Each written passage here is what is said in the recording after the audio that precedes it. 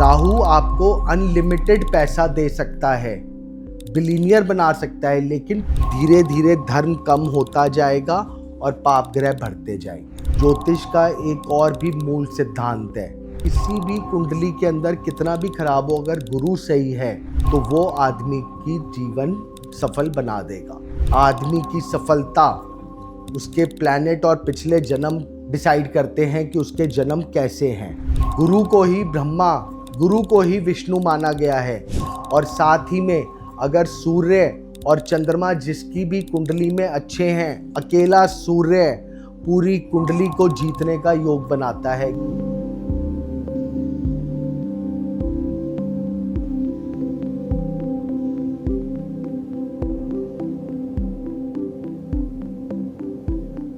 जय मां पहाड़ी।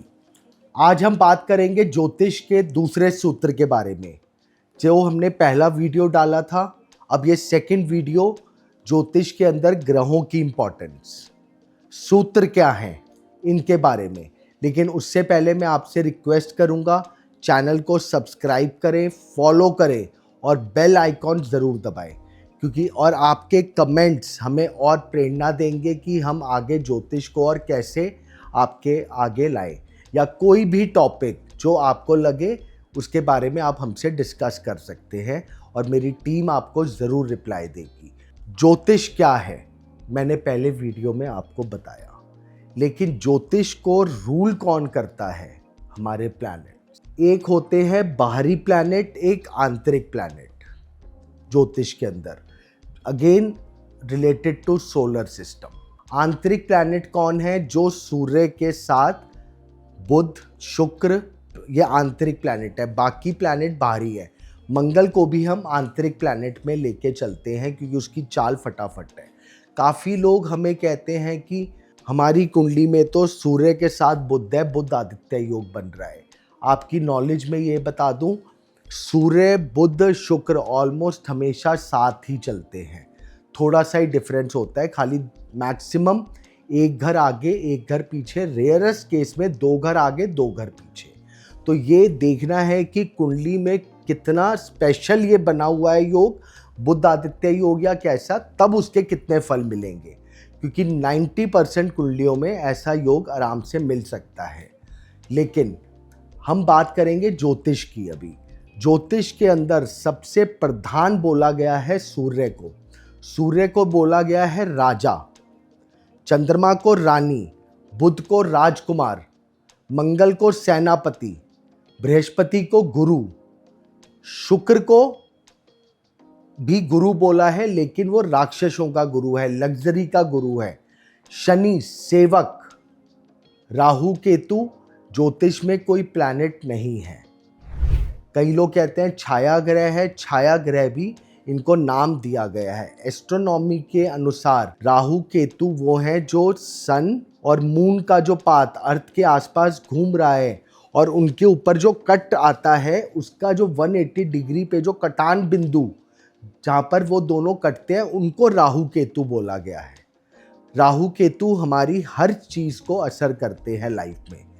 राहु कलयुग में भी प्रधानता है उसकी, क्योंकि कलयुग में पाप ग्रहों की प्रधानता ज़्यादा बोली गई है। धीरे धीरे धर्म कम होता जाएगा और पाप ग्रह बढ़ते जाएंगे। लेकिन ज्योतिष का एक और भी मूल सिद्धांत है, लगन का गुरु कुंडली के 1.25 लाख दोष दूर करता है। अब कुंडली के अंदर गुरु की ब्लेसिंग्स बहुत इंपॉर्टेंट है। जैसे हम कहते हैं किसी भी कुंडली के अंदर कितना भी खराब हो, अगर गुरु सही है तो वो आदमी की जीवन सफल बना देगा। सूर्य और गुरु ये 2 प्लैनेट ऐसे हैं जो आपको ऊंचाइयों पर लेके जा सकते हैं। राहु आपको अनलिमिटेड पैसा दे सकता है, बिलीनियर बना सकता है, लेकिन परंपरा से हटके। राहु का काम है थोड़े से अनएथिकल काम करके, लेकिन गुरु आपको हमेशा एथिक्स में रखेगा, एथिक्स से पैसा दिलवाएगा। तो गुरु का संबंध बहुत अच्छा होना चाहिए कुंडली में। एक खाली कुंडली के अंदर गुरु आपको लाइफ को सेट नहीं करता, आपकी मैरिज के अंदर भी ब्लेसिंग्स किसकी होनी चाहिए? बृहस्पति की।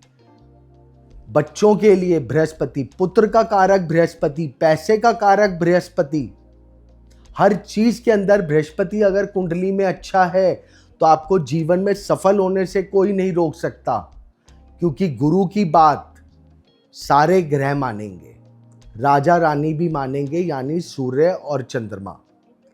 ये बहुत इंपॉर्टेंट है। तो हमेशा अपनी कुंडली में गुरु को एक्टिव रखिए। जिसका गुरु पीड़ित है कुंडली के अंदर, जिसको गुरु की ब्लेसिंग्स नहीं मिल रही, सबसे अच्छा उपाय क्या होता है? किसी भी विद्वान व्यक्ति को गुरु बना करके गुरु मंत्र लीजिए, क्योंकि गुरु मंत्र ही एक ऐसा मंत्र है जो आपको जीवन में आगे बढ़ने की प्रोत्साहन देगा, आपको आगे बढ़ने देगा और आपके रुके हुए काम खुलने लगेंगे, नए रास्ते आपको दिखेंगे। तो गुरु की कृपा सबसे इंपॉर्टेंट कृपा है। गुरुर ब्रह्मा गुरुर विष्णु, गुरु को ही ब्रह्मा, गुरु को ही विष्णु माना गया है। और साथ ही में अगर सूर्य और चंद्रमा जिसकी भी कुंडली में अच्छे हैं, अकेला सूर्य पूरी कुंडली को जीतने का योग बनाता है, क्योंकि सूर्य राजा है। राजा अगर स्ट्रिक्ट होगा, सूर्य ही एक ऐसा प्लैनेट है जिसको क्रूर ग्रह बोला गया है। क्यों? क्योंकि राजा को कई बार अपनी प्रजा को नियंत्रण रखने के लिए क्रूर डिसीजन भी लेने पड़ सकते हैं, इसलिए सूर्य को क्रूर प्लैनेट बोला गया है। और कुंडली में शुभ प्लैनेट कई हैं, जैसे चंद्रमा शुक्ल पक्ष के 8 दिन, पूर्णिमा से 8 दिन और 7 दिन आगे पीछे वो है। बुध जैसे को तैसा, जिस ग्रह के साथ बैठेगा वैसा फल देगा, बच्चा है ना। तो लेकिन सबसे शुभ प्लैनेट सिर्फ एक है, दैट इज गुरु। तो अगर कुंडली में सूर्य और गुरु अच्छे हैं तो उस कुंडली को बढ़ने से, उस जातक को आगे बढ़ने से कोई नहीं रोक सकता। गुरु और सूर्य का संबंध राज लक्षण योग, राजा के समान लक्षण और राजा बनने का भी योग बनाता है। ये ऐसा योग है जो जीवन में आदमी को सफलताएं प्रदान कर देता है, जिसकी भी कुंडली में गुरु और सूर्य की युति या दृष्टि संबंध हो। ये इतना जबरदस्त योग है। तो राज लक्षण योग, फिर गुरु आपका पंच महापुरुष योग, हंसा योग बनाता है। अगर केंद्रों में 1, 4, 7, 10 के अंदर गुरु उचका बैठा है या चंद्र कुंडली से केंद्र में आ गया, तो गुरु ही हंस पंच महापुरुष योग, गुरु ही गज केसरी योग, ये सब योग बनाता है। आदमी की सफलता उसके प्लैनेट और पिछले जन्म डिसाइड करते हैं कि उसके जन्म कैसे हैं और उसका फल कैसा जाएगा। तो ये 2-3 प्लैनेट पे अगर हम रेगुलर काम करते रहें, सूर्य, चंद्रमा, गुरु, तो आपको जीवन में आगे बढ़ने से कोई नहीं रोक पाएगा।